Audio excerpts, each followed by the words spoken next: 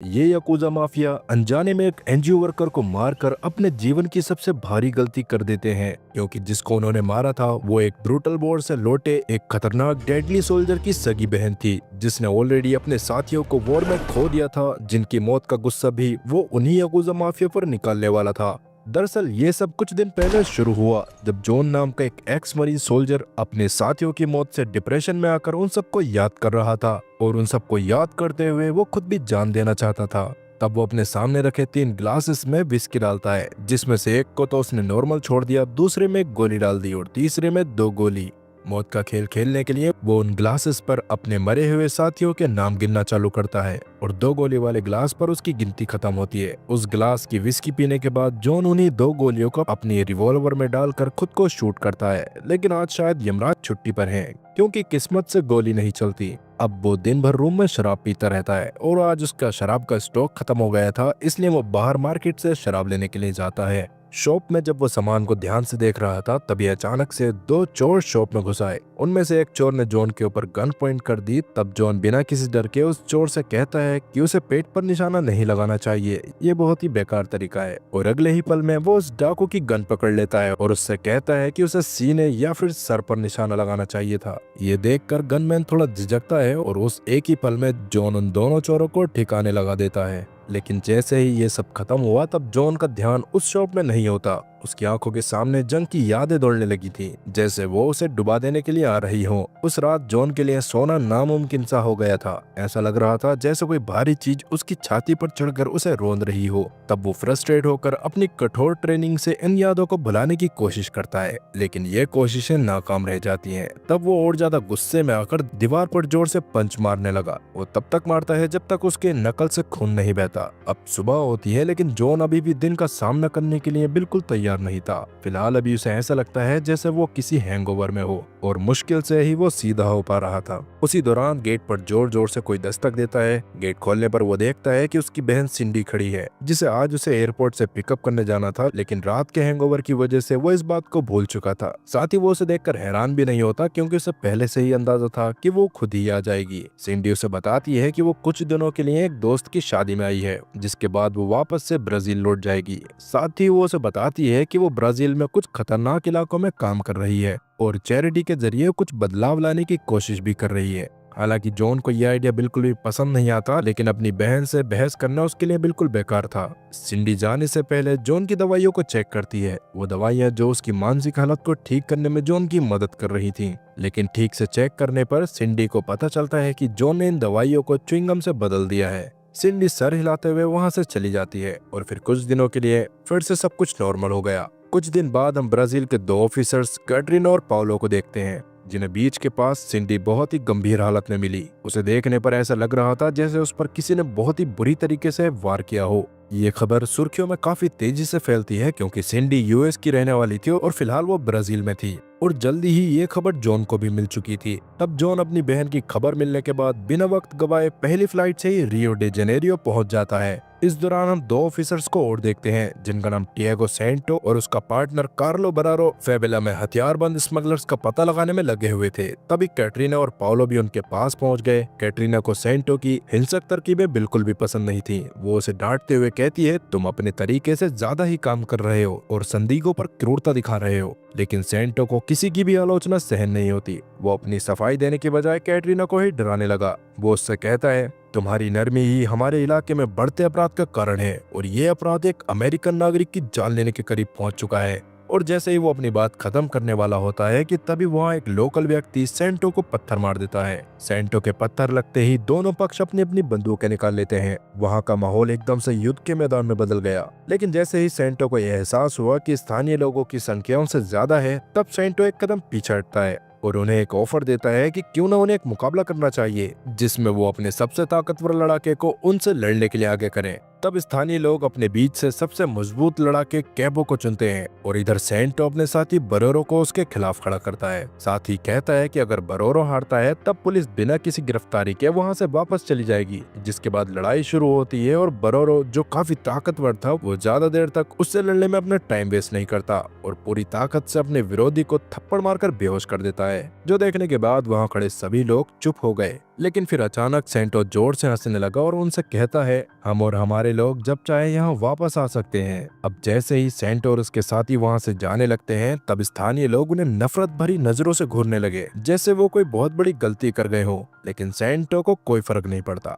वो बस अपने काम में लगा रहता है और ये बात उसके अंदर की गहरी सोच को दर्शाती है। इसी दौरान जॉन ब्राजील पहुंच जाता है। वहां पहुंचने पर अमेरिकन एम्बेसडर मैनी रेडली उसका स्वागत करता है। मैनी जॉन का एक पुराना दोस्त है और साथ ही एक एक्स सोल्जर भी। जॉन ने उसके साथ काफी लड़ाइयां भी लड़ी थी, जिसके बाद वो दोनों एक साथ हॉस्पिटल जाते हैं, जहां जॉन अपनी बहन सिंडी को कोमा की हालत में देखता है। उसे देखकर जॉन के दिल की हालत बदल गई और वो सिंडी की बेहोशी में खुद को खो देता है। उसकी आंखों के सामने वो खौफनाक युद्ध की यादें तैरने लगती हैं, लाशों के ढेर, खून से सनी रेत और गोलीबारी के बाद की डरावनी शांति। तभी सेंटो भी वहां आ गया और जॉन को बताता है कि फेबेला बहुत ही खतरनाक जगह है और यहाँ अपराधियों ने अपना गढ़ बना रखा है। तब मैनी जॉन को बताता है कि वो इस केस का लीड डिटेक्टिव है। साथ ही वो जॉन को शांत रहने की भी सलाह देता है, क्योंकि उसे पता था जॉन किसी की भी नहीं सुनता है। सेंटो, जो बिना वक्त को बर्बाद किए अपना काम करने में लगा रहता है, वो जॉन से कहता है कि फेबेलास टूरिज्म के लिए नहीं है। कुछ देर बाद सेंटो और जॉन फेबेला की तरफ बढ़ते हैं और रास्ते में सेंटो बताता है कि यहाँ के बच्चे अगले पीढ़ी के अपराधी बनेंगे। उस दौरान जॉन को महसूस होता है कि उसे हर जगह वॉर दिखाई दे रहा है, और न सिर्फ उन जगहों पर जहाँ लड़ाई चल रही हो। तब दोनों एक बात पर एग्री करते हैं कि दुनिया बहुत ही घमंडी हो चुकी है, जिसे कभी माफ नहीं किया जा सकता। फेबेलास में जॉन फिर से कैटरीना से मिलता है। जैसे ही कैटरीना अपनी बातें शुरू करती है, तभी अचानक उन्हें एक गन शॉट की आवाज सुनाई दी, जो सुनते ही जॉन का सिक्स सेंस तुरंत एक्टिव हो गया। वो बिना सोचे समझे कैटरीना की साइड गन निकाल लेता है, मगर फिर पता चलता है कि ये तो बस एक पुराने ट्रक का बैकफायर था। तब सेंटो चारों तरफ देखते हुए जॉन को भी ध्यान से देखता है और कैटरीना से कहता है कि उसे अपने अमेरिकन मेहमान पर ज्यादा नजर रखनी चाहिए। सेंटो के जाने के बाद कैटरीना जॉन को फेबेलास की सच्चाई दिखाती है, जहां स्कूल और क्लिनिक अब सरकार से फंड नहीं हो रहे थे। वो उसे बताती है कि यहाँ के ड्रग कार्टेल्स ही उन्हें तनख्वाह देते हैं और इसी वजह से स्थानीय लोग उनकी रक्षा भी करते हैं। अगर वो ऐसा नहीं करते तो उनके पास जो थोड़ी बहुत सुरक्षा है वो भी छिन सकती है। ये सब जानने के बाद जॉन की आंखों में गहरी उदासी आ गई। कैटरीना के लिए एक पुलिस ऑफिसर होना किसी खतरे से कम नहीं था। उसका एक गलत कदम पूरे इलाके को तबाह कर सकता था। इधर हॉस्पिटल में सिंडी की हालत अचानक बिगड़ने लगी थी। जॉन उसके पास ही था। वो जल्दी से नर्स को बुलाने के लिए भागता है, लेकिन तभी उसे याद आया कि कुछ तो गड़बड़ है, क्योंकि कुछ मिनट पहले ही एक औरत डॉक्टर की ड्रेस में सिंडी के कमरे में गई थी और शायद उसी ने ही सिंडी की लाइफ सपोर्ट मशीन्स को डिस्कनेक्ट कर दिया होगा, या फिर किसी ने उसे जान से मारने की कोशिश की थी। अपनी बहन की ऐसी हालत देखकर जॉन का गुस्सा और ज्यादा बढ़ गया। वो सिंडी के बिस्तर के पास 24 घंटे पुलिस की मौजूदगी की मांग करता है और साथ ही वो अपनी बहन के साथ जो कुछ भी हो रहा था उसके बारे में जानने के लिए फेबेलास की तरफ जाने लगा। फेबेला पहुंचने पर वहां उसे कूका नाम का एक लड़का मिलता है, जिसे उसने उस बीच के पास देखा था जहां सिंडी को पाया गया था। अब जैसे ही जॉन ने कूका के गले में सिंडी का नेकलेस देखा, उसे देखकर उसका खून खौल उठा। वो कूका को पकड़कर उससे पूछताछ करना शुरू कर देता है, लेकिन कूका और उसके दोस्तों ने उल्टा जॉन पर ही हमला कर दिया। लेकिन उन्हें नहीं पता था कि जॉन उनकी क्या हालत करेगा। वहां मौजूद कोई भी इंसान जॉन की टक्कर का नहीं था और लड़ाई कुछ ही सेकंड में खत्म हो गई। कूका अपना आखिरी वार करने के लिए चाकू निकालता है, लेकिन उसका चाकू भी जॉन पर कोई काम नहीं करता और फिर जॉन उसी चाकू को कूका की तरफ घुमा देता है। तब जॉन उसे धमकी देते हुए आखिरी बार सिंडी के बारे में जानने की कोशिश करता है, लेकिन लैंग्वेज बैरियर होने की वजह से कूका को कुछ भी समझ नहीं आ रहा था। हालात बहुत गंभीर होती जा रही थी कि तभी कैटरीना वहां आकर स्थिति संभाल लेती है। वो जॉन को समझाती है कि सिंडी और कूका के परिवार के बीच एक गहरी दोस्ती थी और ये नेकलेस सिंडी और उसकी बहन मारिया के बीच दोस्ती का प्रतीक था। कैटरीना उसे बताती है कि कूका की बहन को भी किडनैप कर लिया गया है और अभी तक उसके बारे में कोई भी जानकारी नहीं मिली है।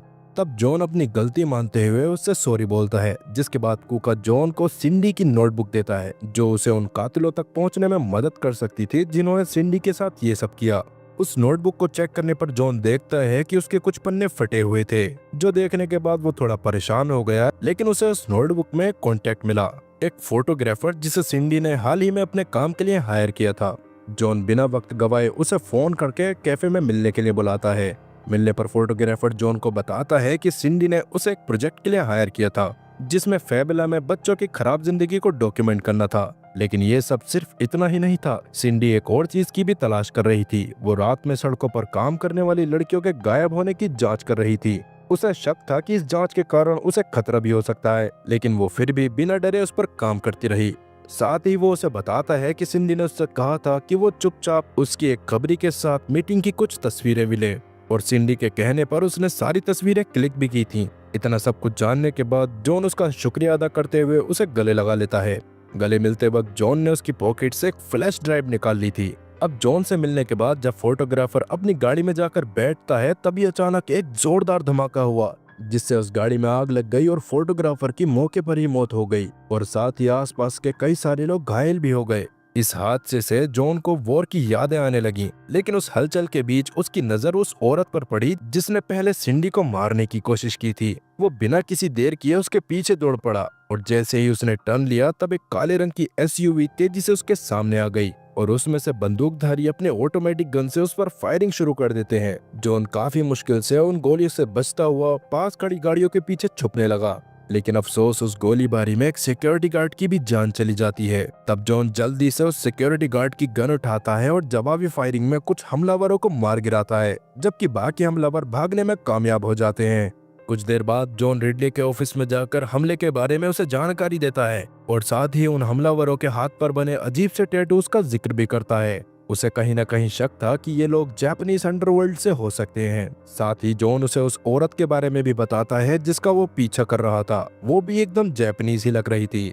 तब वो उस फोटोग्राफर की फ्लैश ड्राइव में से एक फोटो निकालते हैं जिसमें सिंडी ने एक आदमी को नाइट क्लब के बाहर देखा था। उस फोटो को देखकर रिडली तुरंत उस लोकेशन को पहचान गया था, और फिर वो जॉन को उसी क्लब में ले गया। क्लब के अंदर जॉन एक लो प्रोफाइल रखते हुए उस आदमी का पीछा करता है जिसे उन्होंने उस फोटो में देखा था। उसका पीछा करते हुए वो उस आदमी को बाथरूम तक ले आया।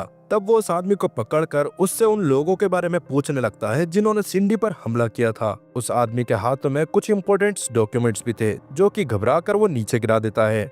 उन डॉक्यूमेंट्स में कुछ हाई प्रोफाइल क्लाइंट की जानकारी थी। तब जॉन उसे जान से मारने की धमकी देते हुए उनके ठिकाने के बारे में पूछता है, और कहीं न कहीं वो आदमी सिंडी पर हमला करने वाले लोगों से जुड़ा हुआ था।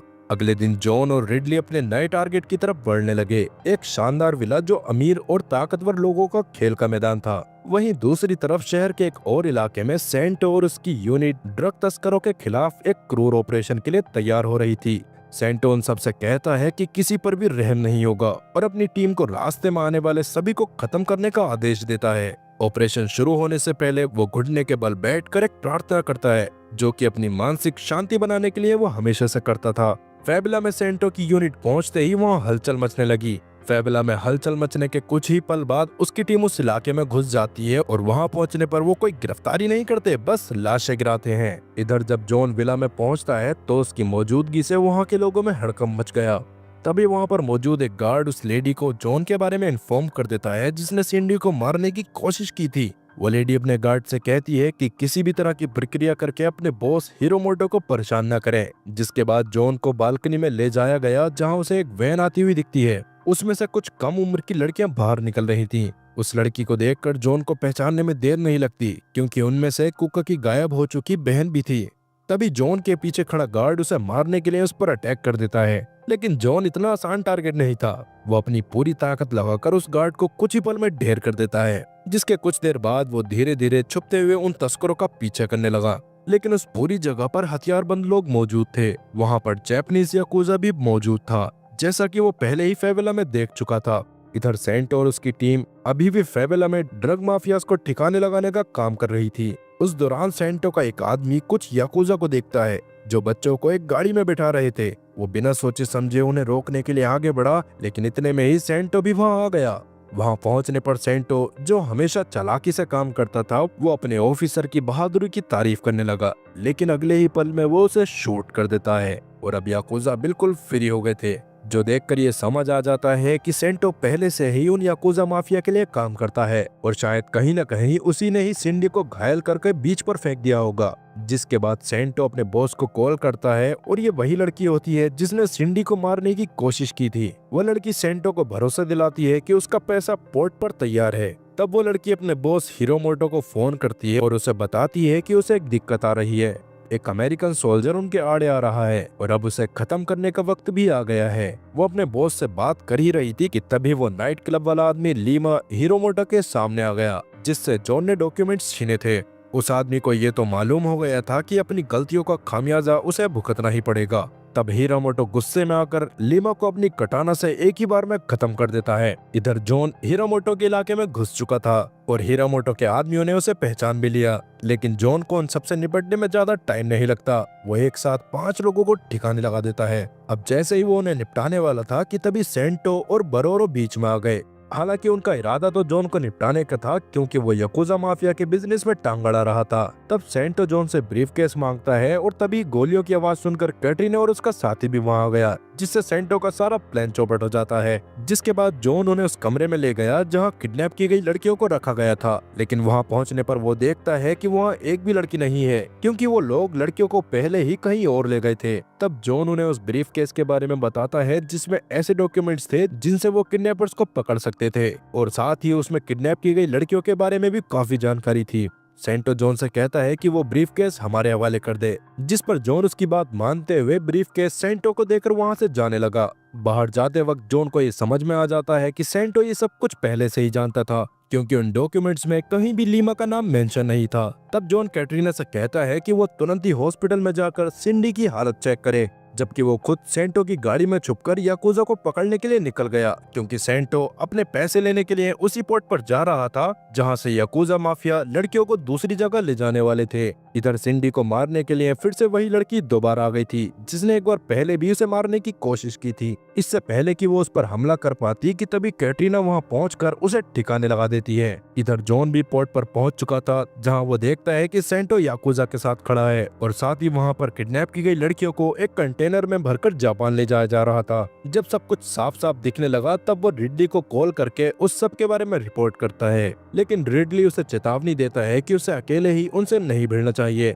लेकिन उसे पहले से ही पता था कि जॉन उसकी बिल्कुल नहीं सुनेगा, क्योंकि कहीं न कहीं रिडली को भी ये मालूम था कि वो कभी भी किसी की नहीं सुनता है। तब जॉन अपनी सारी मिलिट्री ट्रेनिंग का इस्तेमाल करते हुए वहां मौजूद याकुजा को एक एक करके ठिकाने लगाने लगा, और जल्द ही सेंटो भी उसके सामने आ जाता है। तब सेंटो उसका सामना करने की कोशिश करता है, लेकिन जॉन उसके ऊपर एक फोकलिफ्ट गिरा देता है, जिससे उसका पैर उसके नीचे फंस गया। तभी बरोरो धोखे से जॉन पर शूट कर देता है, लेकिन वो अपनी गन जॉन के सामने ज्यादा देर संभाल नहीं पाता और फिर वो जॉन को मारने के लिए अपने हाथों का इस्तेमाल करने लगा। लेकिन उसे नहीं पता था कि जॉन कोई कच्चा खिलाड़ी नहीं है। जॉन अपनी ताकत और सही तरीके से लड़ते हुए बरोरो को भी अपने सामने झुकने पर मजबूर कर देता है, लेकिन तभी सेंटो उस फोकलिफ्ट से बाहर निकलकर लड़ाई में शामिल हो गया। लेकिन दोनों मिलकर भी जॉन का बाल भी बांका नहीं कर पाते, और अब उस फाइट में एंटर होता है याकुजा बॉस हिरामोटो, जो अपने हाथ में कटाना लिए हुए था। काफी खूबसूरती से वो जॉन पर वार करने लगता है और जॉन का हाथ काट देता है, जिससे जॉन को थोड़ा पीछे हटना पड़ा।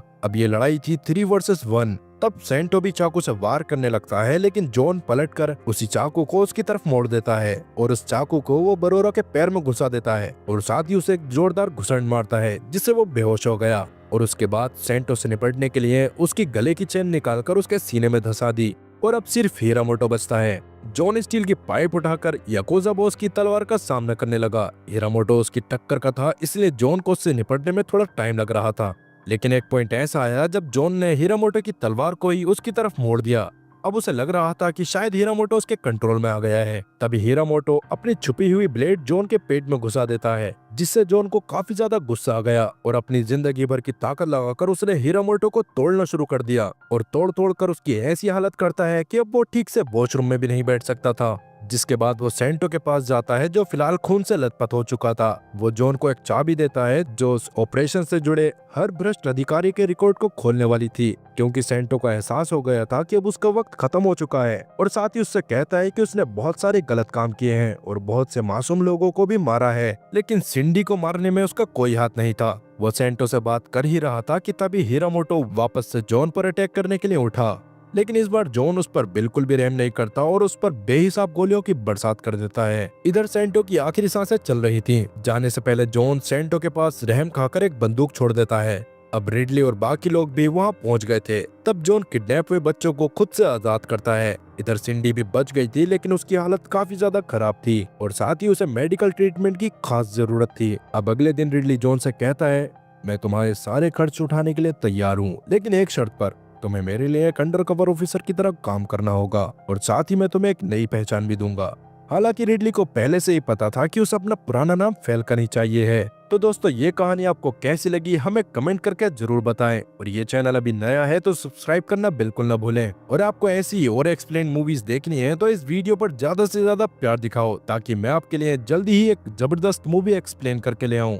मिलते हैं अगली वीडियो में, तब तक के लिए गुड बाय।